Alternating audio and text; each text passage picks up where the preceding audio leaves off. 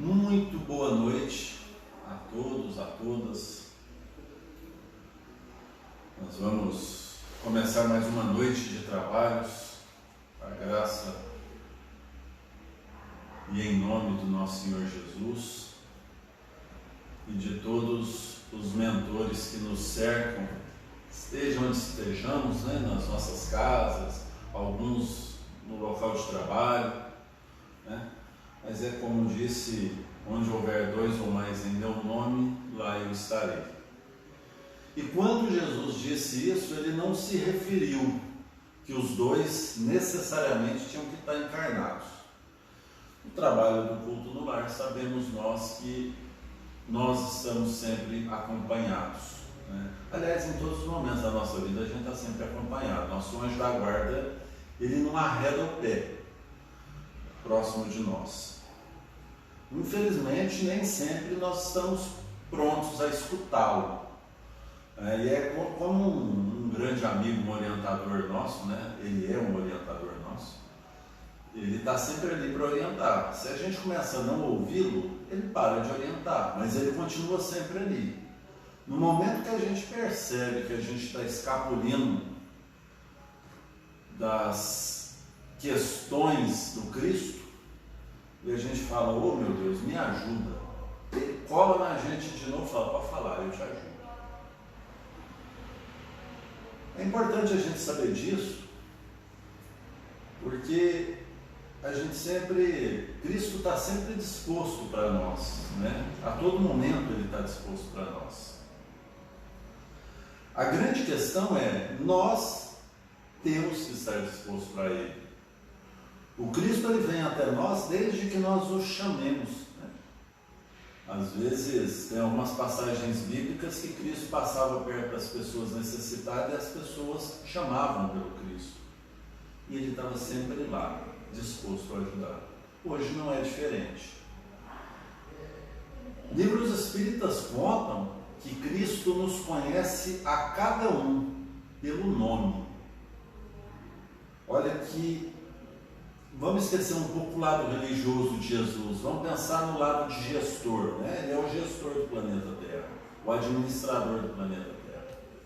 Pensem vocês, quantos bilhões de almas tem na Terra? Entre almas e espíritos, entre encarnados e desencarnados. Conhecer cada um pelo nome, olha que legal. Imaginem que nós temos algumas empresas que às vezes o diretor lá, o alto escalão, não conhece pelo nome ninguém ou quase ninguém. Essa é a diferença do gestor planetário que nós temos, que na verdade é um grande líder, Não só isso, é um grande pai. E ele está sempre pronto para nos receber. Por mais que às vezes a gente não compreenda exatamente. Então é sempre bom a gente ter isso em mente. É sempre bom a gente ter a certeza que a qualquer momento que nós precisarmos do Cristo, ele estará lá para nos receber. E o mais bonito de tudo isso é a questão da nossa imortalidade da alma. Então, por mais que às vezes a gente cometa erros, Jesus, na sua divina misericórdia, Deus, na sua infinita bondade, sempre nos dará uma nova oportunidade. Mas pelo amor ou pela dor, no momento certo, a gente vai perceber que é hora de caminhar para frente. Vamos erguer os nossos pensamentos a Jesus nesse momento, rogar a Ele que nos auxilie nesse trabalho, através das legiões de bons espíritos, a qual nós chamamos de mentores espirituais ou carinhosamente de anjos da guarda, que nós possamos receber luz através das ondas cósmicas emitidas por tantos espíritos, que essas ondas possam derramar sobre o nosso corpo espiritual, corrigindo nele as imperfeições e desequilíbrios que, ao refletirem nos nossos corpos materiais, provocam aquilo que nós chamamos de doenças, pois sabemos que as doenças do corpo sempre se originam no espírito. Pedimos pela fluidificação das nossas águas da casa, toda a água da casa, desde aquela que está colocada ao nosso lado, as águas de nossa própria caixa d'água, que seja derramado ali a magnetização necessária para a manutenção e reposição dessa energia ao longo da semana, para que possamos todos os dias tomar um pouquinho dessa água, revigorando essa mesma energia que estamos recebendo aqui e agora.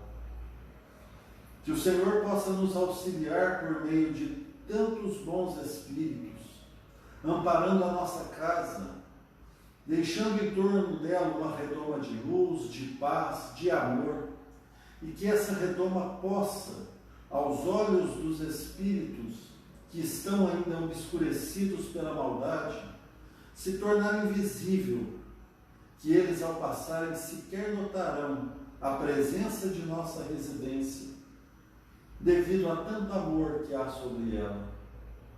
Pedimos que essa mesma luz, essa mesma paz, esse amor, possa refletir também nas casas dos nossos vizinhos, favorecendo a psicosfera do nosso entorno, para que nós possamos ser uma comunidade em paz, que as famílias em nosso entorno possam viver em paz, que as violências produzidas em alguns lares possam cessar, diante do amor do Cristo, que nós sabemos que nenhum mal fica de pé diante do Cristo.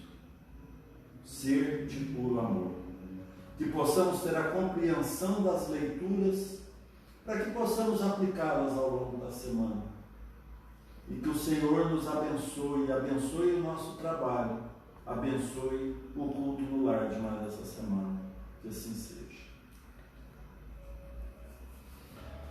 Nós vamos iniciar pela leitura do Evangelho. Como eu sempre falo, nós estamos utilizando o Evangelho segundo o Espiritismo da editora Ide.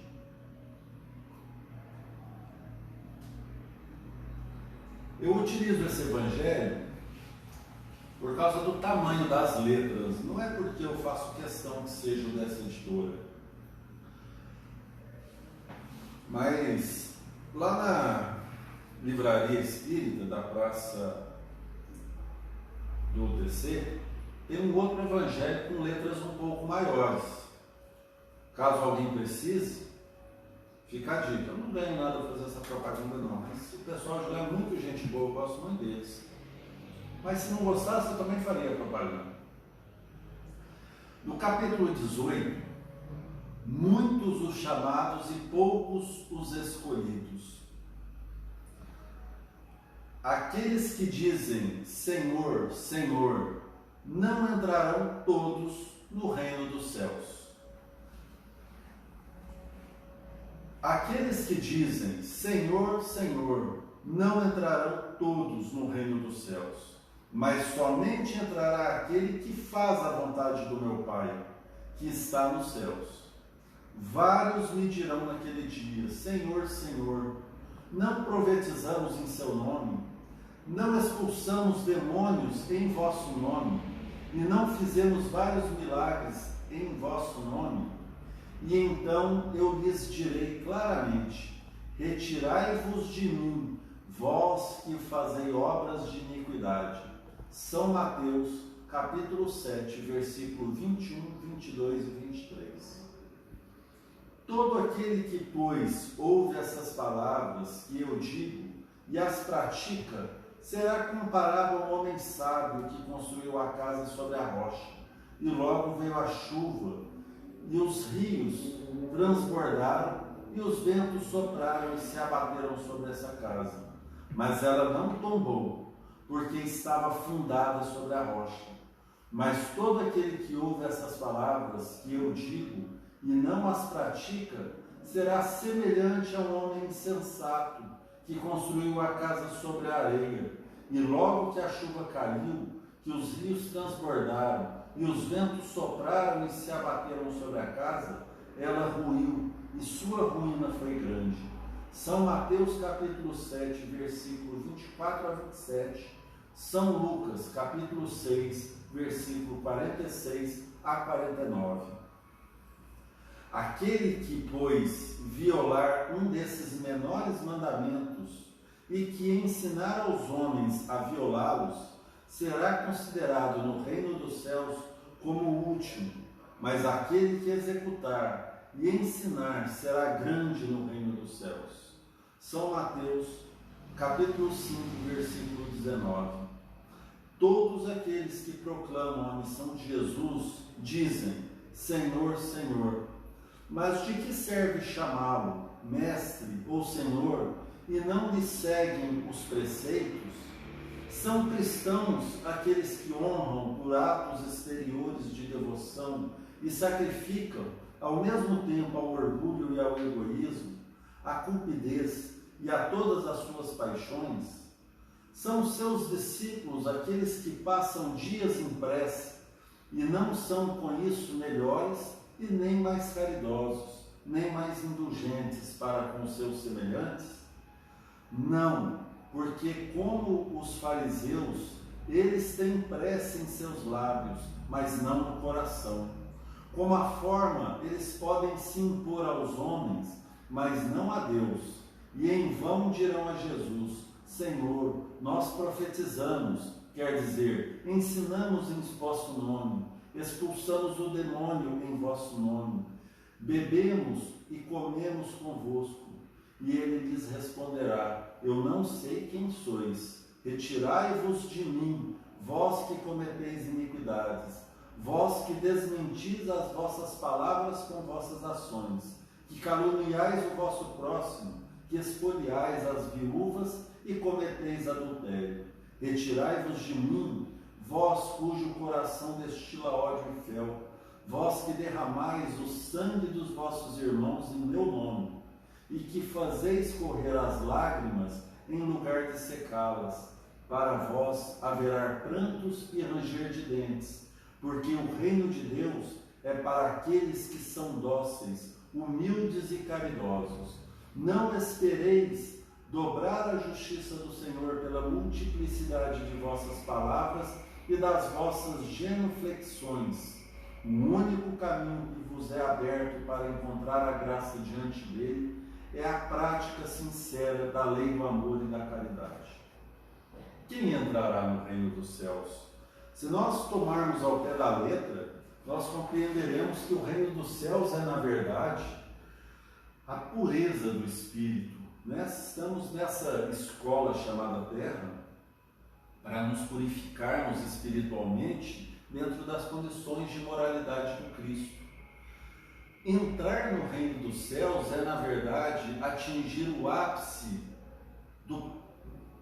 da escalada da evolução espiritual. Como alguns espiritualistas dizem, atingir o degrau mais alto da escada de Jacó. Cristo, tudo isso que nós colocamos, que nós falamos aqui, Cristo encerra com um resumo, Diante dele, a prática sincera da lei do amor e da caridade. Como atingir o reino dos céus? Através da prática sincera da lei do amor e da caridade. Não é eu estar aqui falando com vocês, ai, que lindo, que maravilhoso, vamos todos entrar no reino dos céus, sair daqui e furar a fila do supermercado, e maldizer o meu colega, e passar o outro para trás. Isso é o que os fariseus faziam na época do Cristo. Eram pessoas com uma moralidade terrena, eram pessoas que tinham um grande domínio das línguas, eram pessoas que tinham uma grande consideração política, eram pessoas que, do ponto de vista religioso, tinham grande conhecimento, mas eram pessoas vazias, do coração endurecido, né? Esses eram os fariseus, e nós não devemos agir como eles.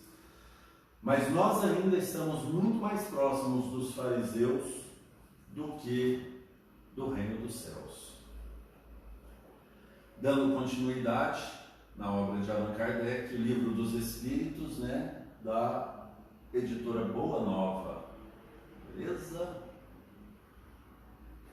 Tradução Salvador Gentil. Nós estávamos falando sobre Deus. E a pergunta é: aqueles que professam essa doutrina pretendem nela encontrar a demonstração de alguns atributos de Deus? Os mundos sendo infinitos, Deus é por isso mesmo infinito? Ou o vazio ou nada não estando em parte alguma, Deus está por toda parte? Deus, estando por toda parte, em vez de que tudo é parte integrante de Deus, Ele dá a todos os fenômenos da natureza uma razão de ser inteligente? Que se pode opor a esse raciocínio? Né? Um raciocínio panteísta. Né? A razão, refletir maduramente, né? do verbo maduro, né? A razão, refletir maduramente, e não vos será difícil lhe reconhecer o absurdo.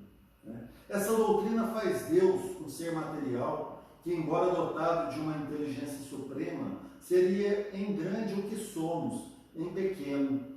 Ora, a matéria se transformando sem cessar. Se fosse assim, Deus não seria nenhuma estabilidade e estaria sujeito a todas as vicissitudes, mesmo a todas as necessidades humanas.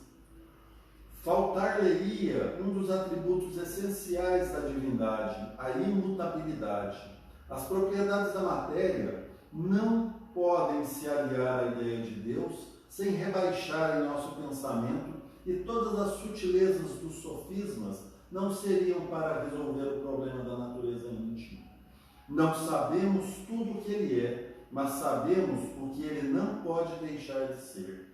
Esse sistema está em contradição, mas suas propriedades mais essenciais ele confunde o Criador com a criatura, e absolutamente como se quisesse que uma máquina engenhosa fosse parte integrante do mecanismo que a concebeu. É muito importante a gente crer que Deus é a causa suprema de tudo. Mas, se nós ficarmos presos ao que é Deus, a gente perde o nosso tempo fazendo o que a gente realmente consegue fazer. A gente não vai conseguir compreender o que é Deus. Mas a gente consegue compreender em partes o que é o amor, o que é a caridade. Isso a gente consegue aplicar de forma prática hoje. Hoje eu trouxe o livro Renovando Atitudes, do autor Francisco do Espírito Santo Neto, ditado por Hamed. Pessoal, sinceramente, isso aqui não é um livro. Isso aqui é um exemplo a ser seguido. É um livro que eu recomendo a todos que comprem. E não que leiam, mas que estudem. Pega um trecho, lê de novo, compreende, aplica na prática.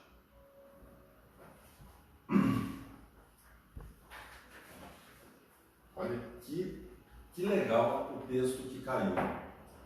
Já que muita gente tem vontade de fazer hipnotismo para saber que rei foi na vida passada. Vantagens do esquecimento.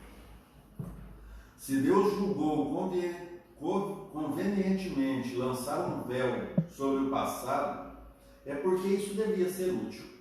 Deus nos deu para nosso adiantamento justamente o que nos é necessário e pode nos bastar.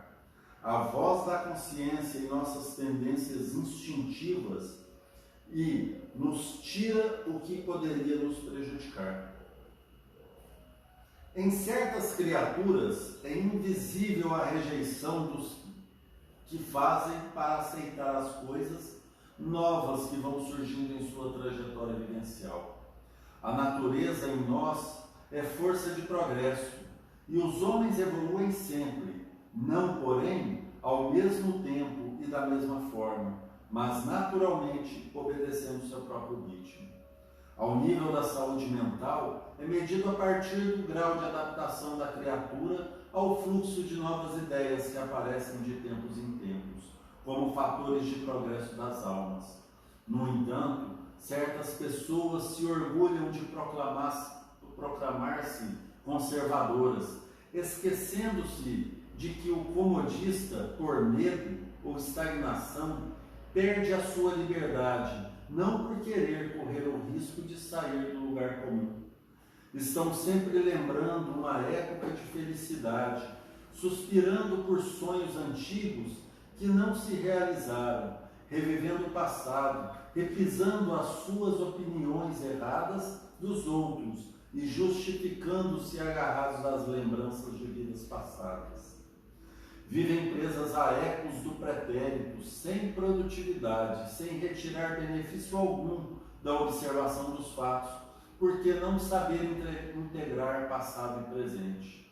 Se demonstrassem algum interesse para, com uma só experiência nova, talvez promovessem mudanças lucrativas em seus padrões mentais. Passam por diversas experiências, não aprendendo uma única lição sequer. Cada etapa da existência, acumulamos valores intelectuais e emocionais que nos diferenciam sensivelmente de como éramos há pouco tempo. Sempre nos são dados constantes oportunidades de modificações e melhoras nas concepções de vida, estimulados pela consciência vivenciada nas múltiplas experiências reencarnatórias que tivemos. Por que não deixar o passado passar? Ficamos retidos a ideias e conceitos que nos foram válidos em determinadas épocas de nossa vida. Atualmente, porém, é preciso renovação, libertação dos ranços do pretérito em favor de um presente atuante vantajoso. Quando escutamos a formulação de novas ideias, tomamos-las por velhas ideias ou pensamos que podem ser interpretadas ou explicadas com o auxílio dos velhos conceitos. Estamos de tal maneira arraigados ao passado e deixamos de crer que possam existir novas maneiras de ver e interpretar. Ninguém põe um remendo de pano novo numa roupa velha, porque tiraria a consistência da roupa e o rasgão ficaria pior.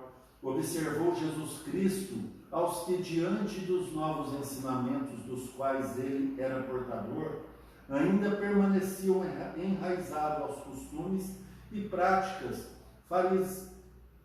farisaicas que impediam os impulsos do amadurecimento das almas. Se Deus julgou conveniente lançar um véu sobre o passado, é porque deveria ser útil. O momento presente é o ideal para o nosso progresso, e nós só podemos sentir o aqui e o agora, pois tentar sentir o ontem é ressentir. Por consequência, nem sempre são válidas e autênticas as nossas emoções do ontem para a avaliação do nosso tempo presente. Essencialmente, a voz da consciência e das nossas tendências instintivas são os melhores meios de ação, conforme nos indica o texto em estudo. Cada dia é nova oportunidade para nos desvencilharmos dos velhos conceitos, ideias fixas e reflexões obsoletas. Aproveitemos, portanto, a vantagem do esquecimento, que nos concede a divina providência para nos transformarmos em nossa presente reencarnação, em fonte de novos suprimentos destinados a tornar mais felizes as encarnações futuras. Trabalhemos o hoje,